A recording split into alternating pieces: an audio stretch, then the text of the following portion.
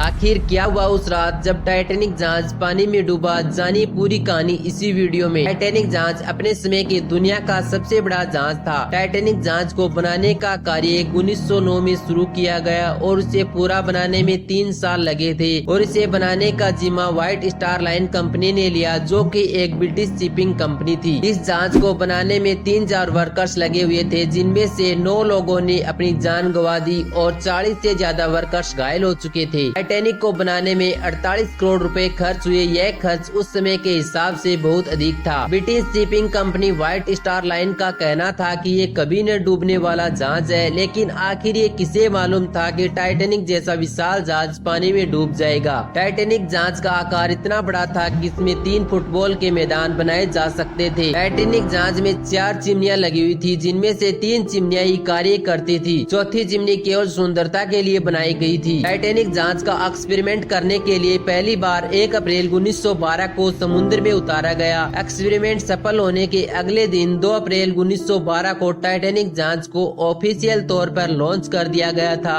10 अप्रैल 1912 को दोपहर 12 बजे टाइटैनिक की पहली यात्रा इंग्लैंड के साउथहैम्पटन से अमेरिका के न्यूयॉर्क शहर के लिए तय की गई थी। टाइटैनिक जहाज में मौजूद 2000 से ज्यादा लोगों में अधिकतर लोग बहुत ज्यादा खुश थे। टाइटैनिक अपनी शुरू की यात्रा से काफी आगे निकल चुका था। समुद्र की तेज हवाओं के कारण मौसम भी ठंडा हो गया था। तभी टाइटैनिक जहाज के प्रथम ऑफिसर ने टाइटैनिक की स्पीड को बढ़ाने के लिए कहा, जिससे कि टाइटैनिक अमेरिका समय के पहले पहुंच जाए और लोगों को अचंभित कर सके। टाइटैनिक के चलते 5वें दिन 14 अप्रैल 1912 को रविवार की रात में आसमान में चांद भी नहीं था, जिससे कैप्टन को ज्यादा दूर का कुछ दिखाई भी नहीं दे रहा था। टाइटैनिक के रास्ते में बहुत बड़े बर्फ के टुकड़े मौजूद थे। ऐसी कैप्टन को 6 से अधिक बार चेतावनी दी जा चुकी थी, लेकिन कैप्टन को कभी लगा ही नहीं कि टाइटैनिक जहाज किसी आइसबर्ग से टकराकर पानी में डूब सकता है। रात के 11:40 पर ऑफिसर के फोन की घंटी बजती है, जिसमें बताया जाता है कि टाइटैनिक के आगे आइसबर्ग है। इसके बाद इस जानकारी को जब कैप्टन तक पहुंचाया गया, तब तक बहुत देर हो चुकी थी। यह वह समय था जब टाइटैनिक को आइसबर्ग से टकराने में मात्र 35 सेकंड ही बचे थे। इसके बाद पूरी टीम एक्शन में आ गई और जहाज को बाईं ओर मोड़ने का आदेश दिया। जहाज को पीछे लेने के लिए कहा, लेकिन टाइटैनिक की रफ्तार ज्यादा होने के कारण टाइटैनिक को रोक पाना नामुमकिन हो चुका था और कुछ ही सेकंड में टाइटैनिक आइसबर्ग से जा टकराया, जिससे टाइटैनिक के निचले हिस्से में छेद हो गया और टाइटैनिक के अंदर पानी भरना शुरू हो गया। टाइटैनिक के निचले हिस्से में 16 कंपार्टमेंट थे, जिनके 4 हिस्सों तक पानी भर जाने के बाद भी टाइटैनिक नहीं डूब सकता था, लेकिन आगे वाले हिस्से के 6 कंपार्टमेंट में पानी भर चुका था, जिससे टाइटैनिक जहाज पानी में डूबने लगा। उस समय टाइटैनिक जहाज में लगभग सभी यात्री सोए हुए थे। उसके बाद ऑफिसर ने सोए हुए सभी यात्रियों को जगाया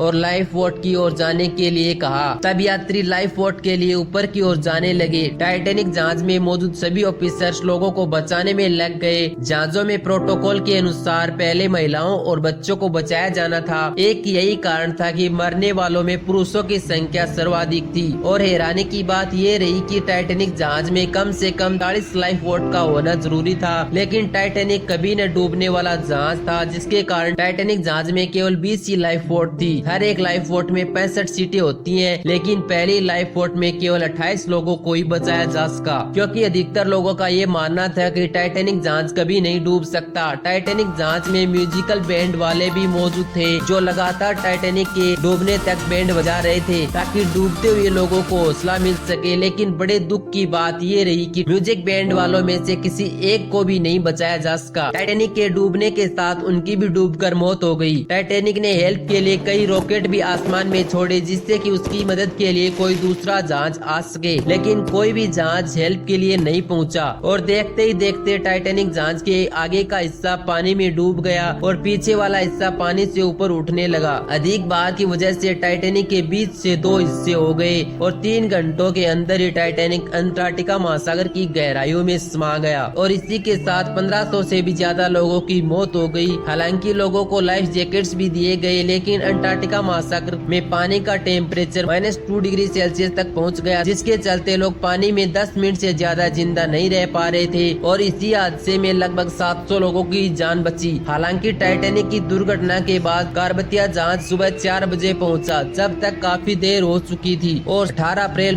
1912 को कार्बतीय जहाज कुछ यात्रियों को जिंदा लेकर न्यूयॉर्क पहुंचा।